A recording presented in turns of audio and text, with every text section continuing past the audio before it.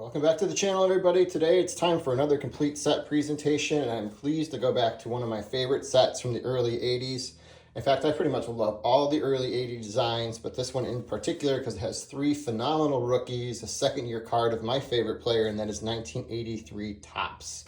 So 83 Topps kind of follows suit with all the sets of that era, starting from 1982 onward to the end of the decade of having 792 cards. Released over the course of wax packs, cello packs, rack packs, vending boxes, and complete sets. So let's kind of jump into it. There's a lot of different features of this set that I really like, but let's talk about a little bit of the base design. It leads off with the record breaker set. There's going to be a lot of different subsets that are within the set itself. There's like super veteran cards that we'll see. We'll see all-star cards of players from each league. We'll see team leader cards. We'll see league leader cards. So if you're trying to be able to complete a run of like Hall of Fame players, you're going to potentially see them on their team leader card, their regular card, their super veteran card, their all-star card, and potentially also a league leader card. So you can see like trying to be able to put that kind of set together becomes quite large when you kind of consider all the different things that could be featured on. The basic set design, most recently in 2023 Topps, I think they did a nice job kind of paying homage to that set. Sorry if there's a little noise in the background. My cat wants to come in and play, but my cat would jump up on the desk and run all over the cards and be a mess. So I'm going to hold her at bay for a moment, but you might hear her playing and also trying to bat at the door to get my attention. But the basic design here, I was mentioning again, is very similar to 2023, which I think pays homage to it, where you have a photograph. Usually you have a portrait of a player in the lower, at least in my left-hand corner here. Bordered within that is a photograph of the player. Sometimes it's an action image. You can see here on the Joey McClanahan, or you can see like it's more of a portrait kind of thing, like Steve Balboni here holding the bat. And the team names are featured below in bold lettering, which is easy to read, as well as the position of the player and their name itself. So let's kind of jump into this. This is a phenomenal set. I'll go through the set and I'll talk a little about the 83 season too, which was the last season that the Baltimore Orioles won the World Series, and the last year they made it to the World Series after having about almost like a 2-decade success of making to the World Series. So the first Hall of Famer we have here is actually Ricky Henderson, featured at top here. It's a little bit of a light record breaker list here of Hall of Famers. He's the only one, as well as stars, although during the era, Lance Parrish was one of the better catchers. Manny Trio is definitely a very popular and good utility infielder, and also Tony Armas is a pretty good outfielder as well. All right, let's jump into it. You've probably seen enough now. The design on the back is made with like an orange cardstock here. So the lettering is very easy to be able to read. All right, I'll point out things as they come here. Here's the first super veteran card. We have Kent Colby. So they have a picture from earlier in their career and a current picture of the player. And it's featured right next to their base cards. You see here Kent Colby with his little underarm, sidearm delivery that he was pretty famous for. Ron Say is another big player from that year as well, featured up here. Gorman Thomas, as well as George Vukovic, were decent players in their era. Beautiful card of Carlton Fisk, which brings me to the White Sox. This was their first playoff appearance since 1959. They had a huge lead in the American League West at that time, and I think a lot of people favored them to be able to get to the World Series. But Baltimore came in there and shut them down and reached the World Series. So it wasn't to be in 83, and it didn't come to fruition until 2005. Here's our first team leader card. We have Palmer and Murray featured on it. Jim Rice up here in the corner, former MVP. Raleigh Fingers. Here's his veteran card and also his regular card with the Milwaukee Brewers. That was the year after they had made it to the World Series. Your National League playoff teams were the Atlanta Braves and the Philadelphia Phillies. It was the last appearance of like sort of that Phillies team that won the World Series of the 80s. Some of the last players from that era of the team making it to the World Series. They wouldn't make the World Series again until 93, but it was a whole different roster. Here we got Fernando Valenzuela. Willie McGee, future MVP. That's his rookie card. Berkey Jenkins featured up here. Back with the Cubs at this point in his career. He had one more season. Here we go. Here's actually one of the features of this set is the last cards that you could find, except for one card in 84 that features all three of three future Hall of Famers, Gaylord Perry, Johnny Bench, and Carl Yastrzemski. And I think the Bench and Yastrzemski are fun-looking cards, personally, just because I love this set. Here we got Bench and a super veteran for Bench. With hair and without hair, as he's starting to bald by that point. Jack Morris. Steve Carlton, the Phillies. Still in his prime at that point.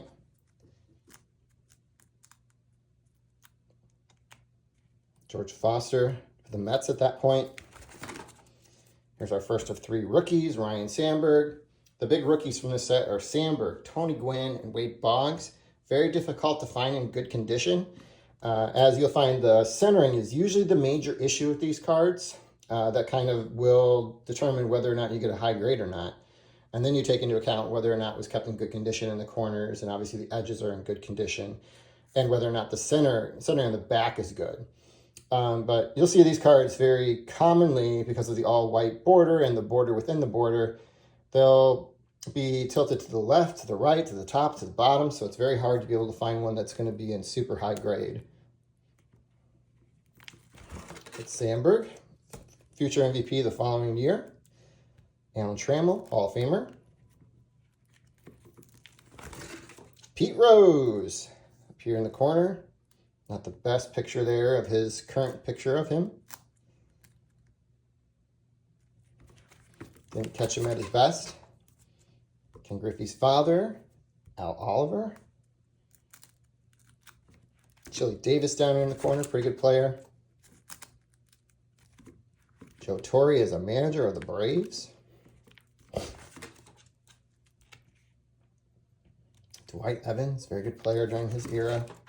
Sometimes it's up for consideration when you talk about players that could be a Hall of Famer that are currently not. Rick Dempsey, he actually was your World Series MVP that year. So that was kind of a surprise. He actually had a pretty good World Series there. So did Eddie Murray, but he was the one that picked up the World Series MVP, as they won 4-1.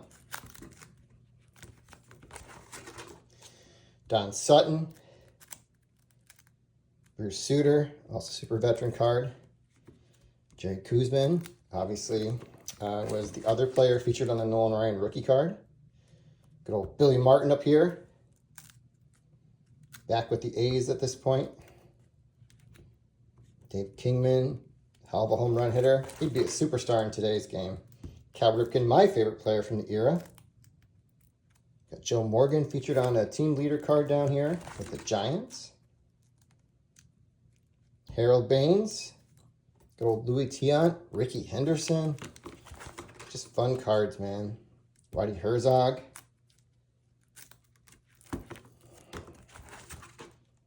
Cecil Cooper was pretty good during his era. Rod Carew. Love the headband right here. Starting to look a little older in this picture. You can just tell from like pictures from the 70s where he just looked a little bit more comfortable in those positions. Dave Parker, just passed away recently. Going to the Hall of Fame this weekend along with Dick Allen. From the veterans vote, at least. Tony La Russa, Hall of Fame manager. Manager of the 83 White Sox. Got Dusty Baker, future Hall of Fame manager. Phil Nieker's brother, Joe.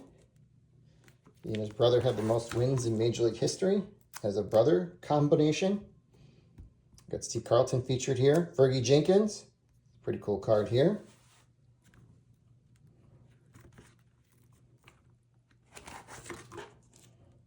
Goose Gossage, 2 different cards of him. Good old Bill Buckner when he's still with the Cubs. Dave Smith, decent pitcher reliever at that time in the 80s.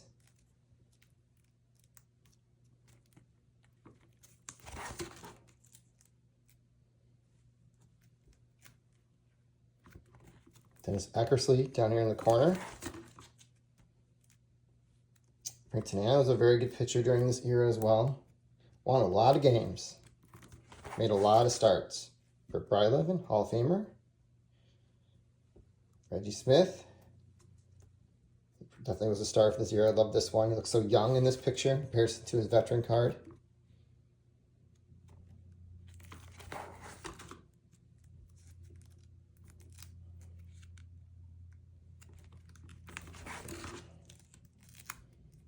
Mike Schmidt. Multiple MVP right there. Tommy Lasorda. Larry Bow as a Cub. Lou Piniella, maybe Hall of Fame manager in the future. Obviously managed the 1990 Cincinnati Reds that won the World Series. That was a few years later. Robin Yount, featured on the team leader card here. John Tudor, former Cy Young Award winner with the Cardinals. That was later on in the 80s.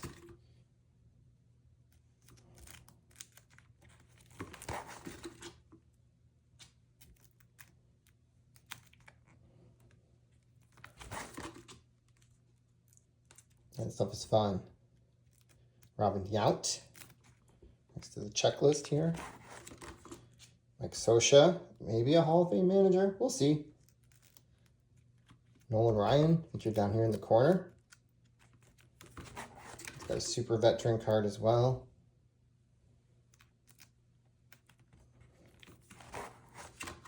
Gary Carter, there in the corner.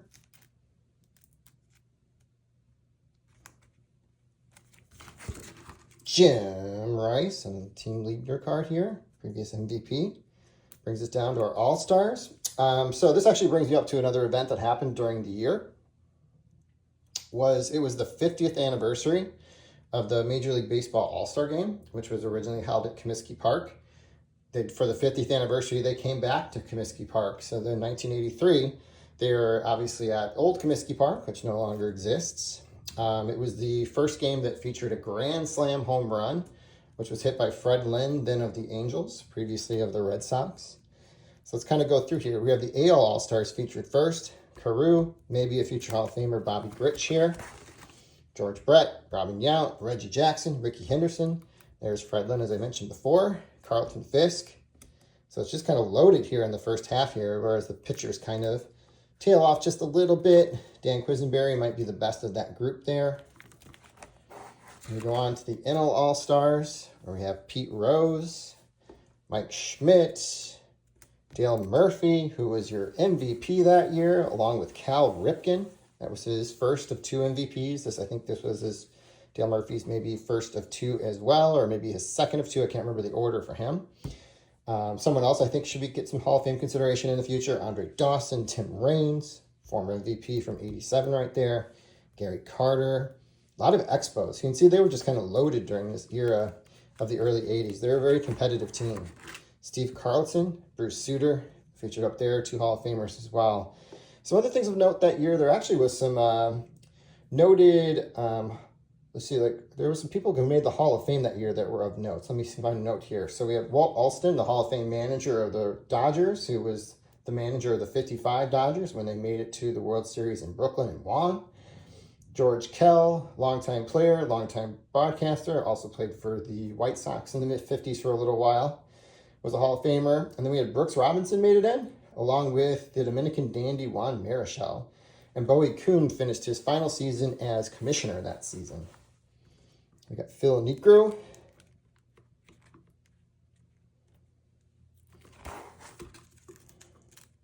Al Oliver, someone I think should get some Hall of Fame consideration. I know there's a lot of support for that in the hobby. Earl Weaver up there. I love this picture just because his hair is so wild. That's why I think it's my favorite Weaver card, personally. Kirk Gibson, hero of obviously the 88 World Series, even though he only took 1 at-bat during that whole World Series. Gary Gaetti, pretty good player during this era, especially on those Twins teams that won in 87, 91. He is Herbeck. I don't know if it hit Herbeck yet, not. Kirby Puckett wasn't there yet. Yogi's kid Dale. Ron Guidry, very good pitcher during this era. Former MVP and Cy Young Award winner in the late 70s. Ted Simmons, Hall of Fame catcher. Featured twice here. He's got one of those super veteran cards. The Elia, who just passed, I think this might have been the season, this or 83 or 82, where he had that famous rant, which I know got republished recently just because of his passing. It's worth listening to, where he went off on the Cubs fans, which I thought was pretty funny listening to it as an adult. I'm sure at the time it was quite offensive for the fans there. Gaylord Perry, as I mentioned earlier, his last playing day card, at least for Topps. He is featured as long as Yastrzemski and Bench in the Donruss and Fleer designs of 84.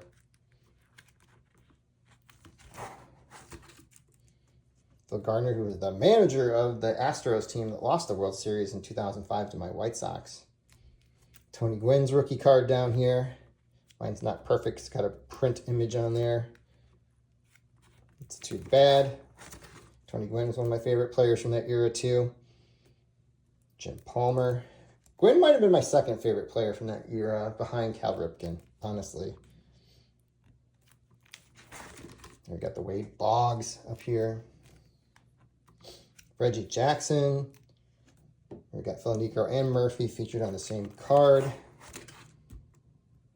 Lou Whitaker, great player. Tug McGraw over here. Definitely a solid reliever during this era. Fred Lynn down here.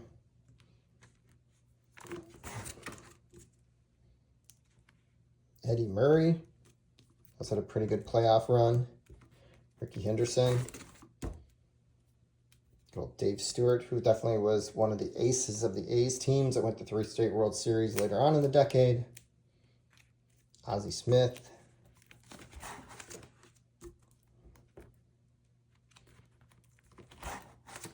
Carl Yastrzemski, fantastic ball player. I just love that image with the button up top that says Boston on it. Looks like he's just kind of hitting ground balls for the infield. Just love it, love it. Love that card.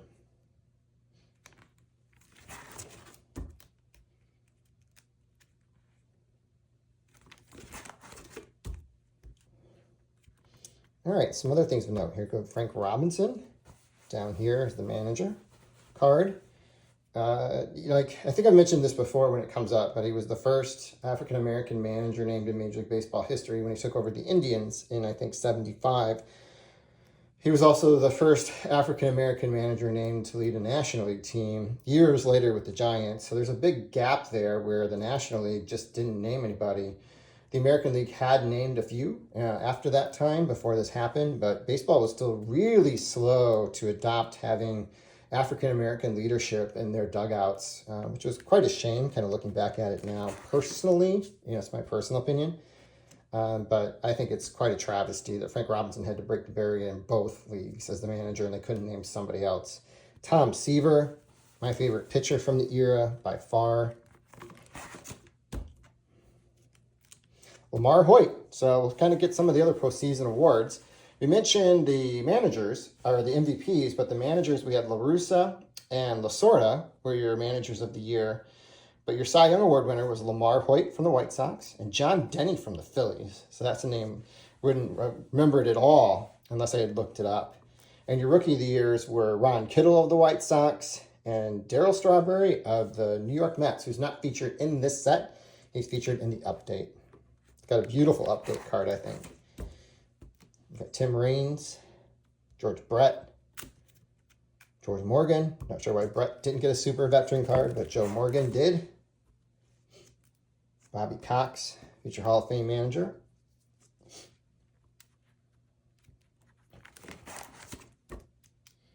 Here's Lamar Hoyt's separate card right here.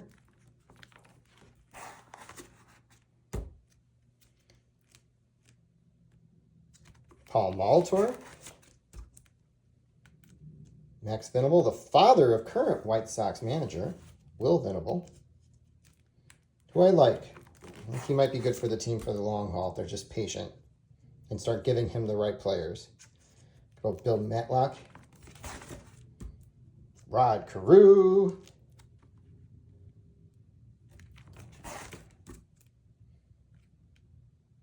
Sparky Anderson, Hall of Fame manager. Jim Cott. I think this is also his last playing card. The other three stand out to me, but I forget Jim Cott's also got his last playing card in this set as well, too. Featured here with the Cardinals. I picked up right in time to be able to be a part of the 82 champions. And then he pitched a little bit longer into the following season before he kind of wrapped everything up. Some season highlights, too, to kind of point out. So starting kind of on the pitching side of it all. Nolan Ryan actually broke the strikeout record during the season, which he continued to break for years to come, all the way past 5,000 strikeouts. But he passed Walter Johnson during this season. Don Sutton actually reached 3,000 strikeouts for his career during this season, and he actually wasn't close to retirement yet, so he continued to accumulate strikeouts as well later on in his career. Another accomplishment, Steve Garvey's consecutive game streak ended on the 29th of July when he dislocated his thumb. His streak still remains the longest by a National League ball player, but obviously the longest goes to Cal Ripken, who's also featured in this set. Andre Dawson down here.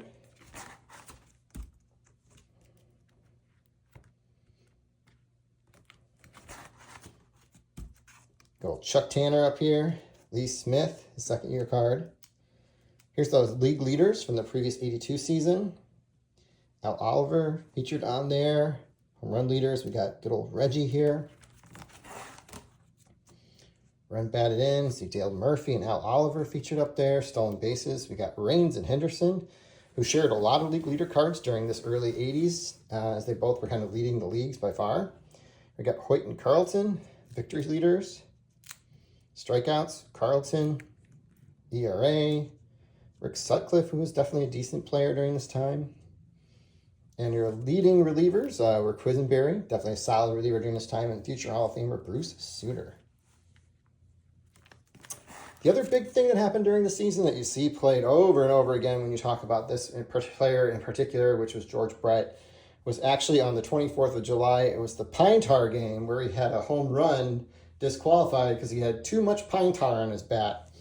So that was a pretty famous highlight if you've ever seen it, because he just went wild on the umpire. Probably, I think, justifiably so, because it was a silly rule that was being enforced at the time, which was really pushed on the umpire by the Yankees. Here we got Tony Perez featured there. Maybe rounding it out now. I think we're in the 700s. Good old Tommy John is an Angel. I always forget that he pitched there. He pitched with so many different teams. That's one I never remember. You had to ask me. Rusty Staub, just a guy that just could hit during this era. Played a lot of different teams, but most notably probably known with the Mets and Expos. Here we are running down, wrapping it up. Dale Murphy. I always like that card of Murphy. You can just see like the definition in his arms there. Big guy. Dave Winfield. Just an underappreciated Hall of Famer in my opinion. What an athlete he was. Okay, rounding out, Bobby Mercer. I think that might be his last card too. Here is our final page in the set. There's no Hall of Famers of note on here. But that kind of rounds us out. So I hope you guys enjoyed this month's complete set presentation. We'll be back next month with another. And I will talk to you all soon.